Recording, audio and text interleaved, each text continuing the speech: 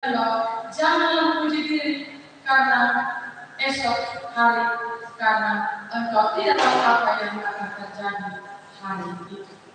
Kita bisa lihat di Amsal 27 ayat 1. Maka belajarlah untuk rendah hati di hadapan Tuhan, terutama dalam menjalani kehidupan kita di tahun yang baru ini. Kita masuk di tahun yang baru ini, tahun yang penuh dengan misteri. Tentu kita tidak mengetahui apa-apa. Jangan lupa mencari kehendak Tuhan, karena Tuhan mengendali sejarah.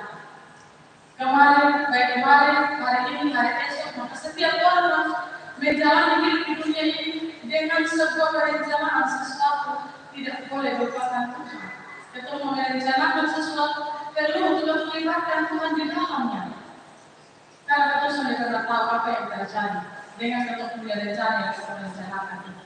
Merencanakan sesuatu untuk dilakukan dalam perjalanan hidup hari esok itu baik sekali bagi mama. Namun segala rencana itu seharusnya memperlihatkan ketergantungan kita kepada Tuhan. Kita sangat bergantung kepada Tuhan sehingga kita mau melibatkan Tuhan dalam setiap rencana kita. Mungkin kita berencana bahwa kita mau buka usaha, kita hanya bisa berencana saja, tapi semua itu Tuhan yang tahu. Jangan sampai kita hanya sebatas berencana, tetapi kita punya perencanaan itu tidak berjalan dengan baik. Semua manusia dengan dia punya kecanggihan teknologi artinya tidak mengetahui apa yang terjadi pada hari esok, termasuk kita punya hidup yang sementara kita menjalani ini. Kita tidak tahu kapan berakhir. Kita tidak tahu bahwa 365 hari 2024 ini tidak tahu waktu hidup berhenti sampai di mana. Termasuk hidup yang kita jalani ini kita tidak tahu kapan berakhir. Ini semua misteri terkait dengan hidup. Hidup kita terbatas, ada lalu mati.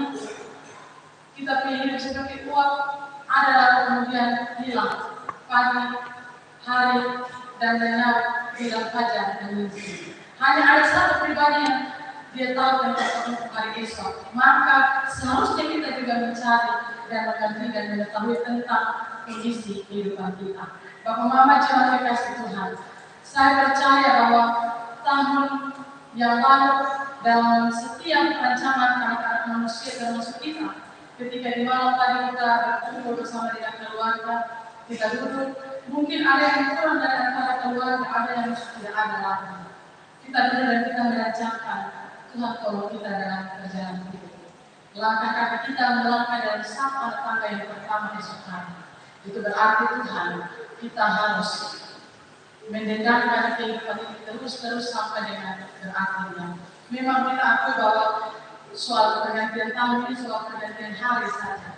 Tetapi di dalamnya sama dengan hal-hal yang kita tahu. Jadi kita diingatkan bahwa perencanaan itu penuh, tapi jangan kita mencari kehendak, artinya melupakan kehendak Tuhan di dalam setiap rencana kita. Yang selanjutnya, Bapak Mama lakukan apa yang baik dalam hidup. Saya percaya bahwa ketika kita kembali dalam kehidupan kita, Yakobus dia mengingatkan kita sebagaimana tadi yang saya sampaikan, maka kita pegang teguh itu. Yakobus juga tampak tahu bahwa memikirkan, membicarakan perbuatan baik jauh lebih baik dibanding dengan kita melakukan perbuatan baik itu dalam hidup kebaikan dan kebenaran itu kadang dia berhenti hanya pada teori saja. Kita tidak mau mempercakapkan daripada kita melakukannya.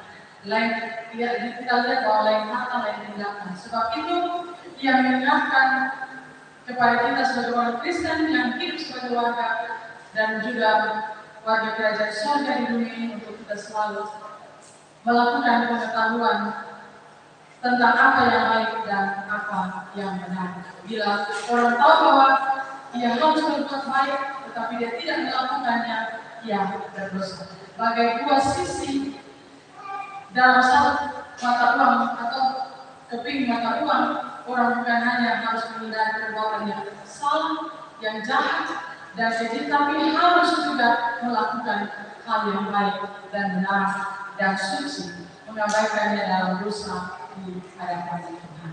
Kita kembali dalam kehidupan kita dan kita ingat rangkaian teguran yang dilakukan oleh Yakobus ini masih dalam rangkaian bagaimana orang Kristen yang hidup sebagai pendatang, sebagai